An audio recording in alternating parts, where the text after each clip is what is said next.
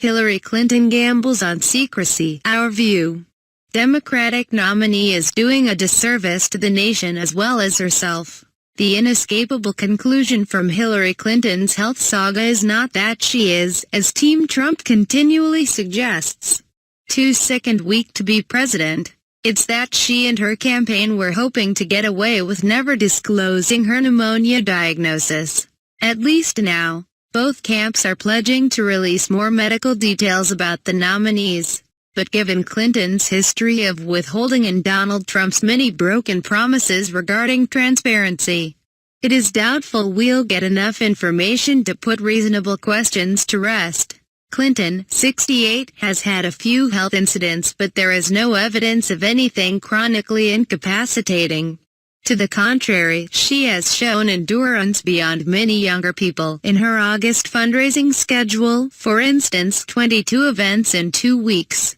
The New York Times calculated, as well as in her 11 hours of testimony a year ago before the House Select Committee on Benghazi. What's more, a woman of Clinton's age can expect to live 18 additional years, for more than a man of Trump's age, 70. However, pneumonia and influenza are the 6th leading cause of death for white women over age 65. Such a diagnosis should not be taken lightly.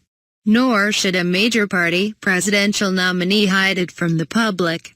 That's especially true for a politician who for decades has repeatedly lost battles to protect what she thinks ought to be zones of privacy.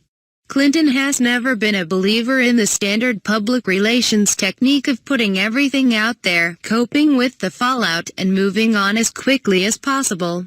From the Whitewater real estate deal in Arkansas to the personal email server for State Department business, and now the pneumonia, Clinton's default is always drip drip drip. Yet she is the only realistic alternative to Trump, which makes it maddening that she fell right into Trump's trap. He and his allies cooked up a conspiracy about her supposedly dire health, then waited for the coughing fit, for the stumble, for jackpot, the pneumonia diagnosis, and what looks like an attempt to cover it up. As usual, keeping the public in the dark is not working to Clinton's advantage. What might have been a brief flurry about what is likely to be a minor health issue has instead become a full-fledged media and political frenzy that confirms the widely held and damaging sense that she can't be trusted. The fact that Clinton and her closest advisors haven't figured this out augurs an exhausting White House tenure hampered by self-inflicted and self-inflated drama. Maybe that is why some Democrats are so nervous. They are wondering about how to replace her on the ticket if necessary. In reality, Trump is hiding far more than Clinton. But Clinton herself has done more to obscure that than anyone else, and in the process made this race a lot closer than anyone thought it would be. She released a 2-page letter from her doctor last year with medical data in it. Yet he has disclosed virtually nothing about his own health beyond a doctor's letter that is so remarkably Trumpian in its language.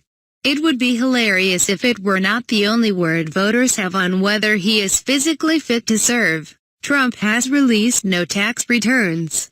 Even as his claims of wealth and charitable giving are in question, and the public has little indication that he pays much if anything in federal income taxes, a real possibility given all the tax breaks available for real estate developers. And there has been no clarity on Melania Trump's immigration status when she first came to the U.S. Though Trump's hard line on illegal immigration won him the Republican nomination and is a pillar of his general election campaign, America needs to face facts. Both nominees are senior citizens. Both have chosen younger running mates, and neither is being straightforward on health matters. Clinton has the bigger reputation for secrecy.